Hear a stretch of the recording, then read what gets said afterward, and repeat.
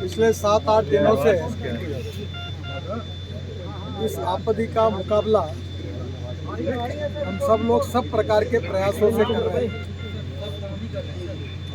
जो अंदर में जो लोग बैठे हुए हैं, जो अटके हुए हैं, उनके प्रति भारत सरकार को, उत्तराखंड की सरकार को और देश की जनता को उनकी सबकी बहुत चिंता है और हमारी सर्वोच्च प्राथमिकता है कि किसी भी प्रकार से उनकी जान बचाए, उनको बाहर निकालें। आज करीब 2 घंटे मैंने हम लोग सभी कंसर्निंग ऑफिसर जो यहाँ काम कर रहे हैं उनके साथ सभी प्रयासों के बारे में टेक्निकल चर्चा हुई।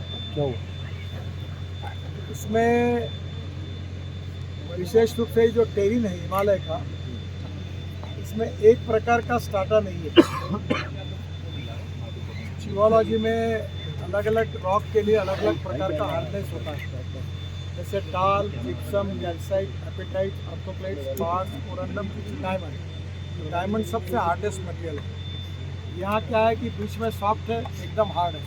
तो स्वाभाविक रूप से दिक्कतें बहुत आ रही है और हमने अभी इसके लिए करीब 6 विकल्प लोगों ने दिए। 6 विकल्पों पर काम कर रहे हैं।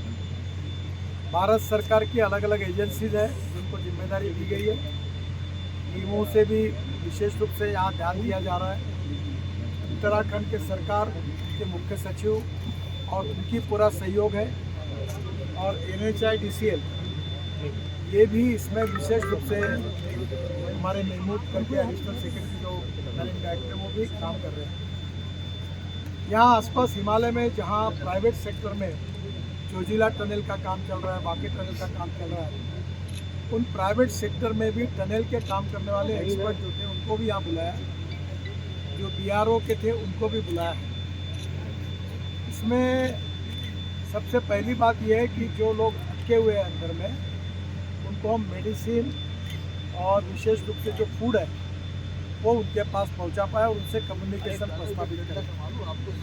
पहले एक लाइन थी, अब स्पेयर में और दूसरी एक लाइन हमने करके रखी है और इसलिए स्वाभाविक रूप से उनको आने वाले समय में फूड पहुंचाने में, मेडिसिन पहुंचाने में कोई दिक्कत नहीं आएगी। ऑक्सीजन की लाइन भी है और हम इस प्रकार से पूरा पहली बात यह कर रहे हैं कि उनकी रक्षा कैसे करें, उनकी जो आवश्यकता है वो उनको कैसे मिले। पूरे ऑपरेशन में सबसे बड़ी प्राथमिकता है कि उनकी जान बचाए। यहाँ जो अनेक प्रयास चल रहे हैं, ऊपर से वर्टिकल, हॉरिजॉन्टल, अनेक प्रकार के ड्रिलिंग मशीन, टेक्नोलॉजी, अलग प्रकार के अनेक प्रकार पे काम हो रहा है। इसका मैंने और मुख्यमंत्री जी ने पूरी तरह से उनका प्रेजेंटेशन और उसका पूरा अभी तक का रिपोर्ट लिया है। राज्य सरकार ने और भारत सरकार ने जहाँ जरूरत होगी वहाँ एयरलिफ्ट करके रोड बनाना है, वहाँ रोड बनाना BRO बना रही है इमरजेंसी मशीन ले जाने के। इसके लिए जो आवश्यकता होगी, एक जगह पर पानी की बहुत ज़रूरत है, पानी भी लगेगा बड़े प्रमाण में। वो स्वाभाविक रूप से सब प्रकार की व्यवस्था है, बिजली की व्यवस्था है, लाइट की व्यवस्था, पानी की व्यवस्था, ये सब सपोर्टिंग जितनी बातें उसकी भी व्यवस्था पूरी की गई है। बहुत से मशीन पहुँचे हैं। जो पहला प्रयास हमने ऑगर मशीन का शुरू किया जो अमेरिका में बनी हुई है, वो एक मशीन काम कर रही है, दूसरी भी मशीन है, पर वो मशीन जब सॉफ्ट स्टार्टा था तो अच्छा काम कर रही थी। अचानक हार्ड मटेरियल आने के कारण थोड़ा सा चिंता का विषय हुआ। उसका भी टेक्निकल सॉल्यूशन निकाला गया है और वो मशीन जो है, वो जो पाइप अंदर में जाएगा तो वो आखिरी तक पहुंचकर फिर वहाँ से लोगों को उसमें से बाहर निकालने का प्लान उसमें है। वर्टिकल भी 3 प्रकार के प्रयास है, उसके भी हम कर रहे हैं। हमने कोई प्रयास ऐसा नहीं रखा कि जो हमको नहीं कर सकते। हमने सब प्रकार के प्रयास किए। पहली प्रायोरिटी है उनकी जान बचाना और जल्द से जल्द उनको बाहर निकालना। ये आपदा है, ये जो हिमालय का टेरिन है, इसका स्टार्टा बड़ा नाज़िल है, तो स्वाभाविक रूप से ये जियोलॉजी के दृष्टि से भी एक बहुत बड़ी समस्या है। और फिर भी इसको जो कंक्रीट का लाइनिंग करते हैं वो भी किया है, काफ़ी जब तक वो हुआ है और दोनों बाजू से उसको करके फिर वो हम लोग आखिर तक पहुँचते हैं। यही सिस्टम है। जम्मू के श्रीनगर के बीच में हम 18 टनल बना रहे, जो 15 बन गए, फिर जोजिला बना रहे। तो करीब उत्तराखंड, हिमाचल और कश्मीर, जम्मू कश्मीर को पकड़ कर हम कम से कम 2.25 लाख करोड़ के टनल बना रहे हैं। ये जो लैंडस्लाइड्स होती है, इसके लिए भी हमने स्पॉट्स भी आइडेंटिफाई किए हैं और उसके लिए भी परमानेंट सोल्यूशन कैसे ढूंढा जाए, उसमें उत्तराखंड के सरकार ने भी एक रिसर्च इंस्टीट्यूट खोला है। हमने स्विट्ज़रलैंड के काफ़ी कंपनियों के साथ चर्चाएँ की है और इसके लिए भी परमानेंट व्यवस्था हमारे मिनिस्ट्री में करके इसको प्रोटेक्ट करने के बारे में हम काम करेंगे। मुझे लगता है कि आप भी पूछेंगे ये कब होगा। जी। स्वाभाविक रूप से मैं इतना ही बता सकता हूँ, ये जो ऑगर मशीन है, ये अगर ठीक से चल गई तो हम 2-2.5 दिन में वहाँ तक पहुँच सकते हैं और वो भी प्रयास सबसे नज़दीक होने वाला है।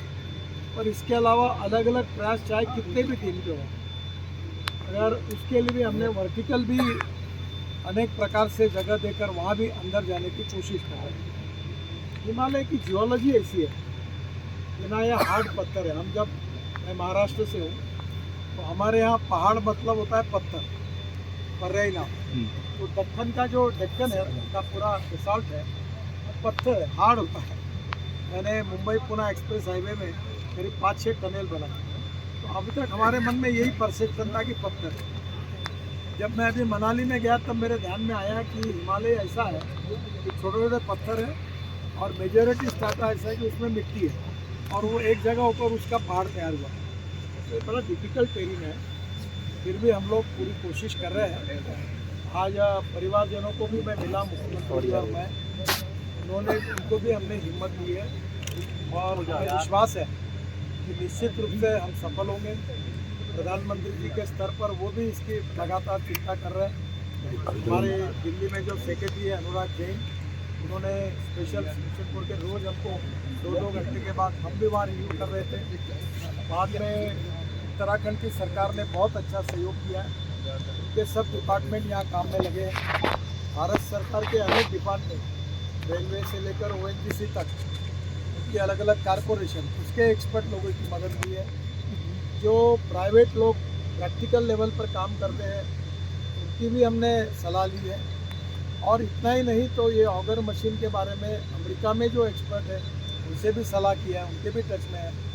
और जो भी हमको इसमें मदद हो सकती है, IIT के लोग होंगे, टेक्निकल लोग होंगे, एक्सपीरियंस लोग होंगे, जिन्होंने टनल में काम किया, उनकी सबकी मदद लेकर जितने ऑप्शन है उसके ऊपर हम काम कर रहे हैं। किसी भी स्थिति में चाहे जो कुछ भी हो, पर इनकी जान बचाना ही हमारी प्राथमिकता है और इसके लिए war footing per day and night काम चल रहा है। और मैं इतना ही उम्मीद करता हूँ कि इसमें हमको निश्चित रूप से सफलता मिलेगी और उनकी जान हम बचाएंगे।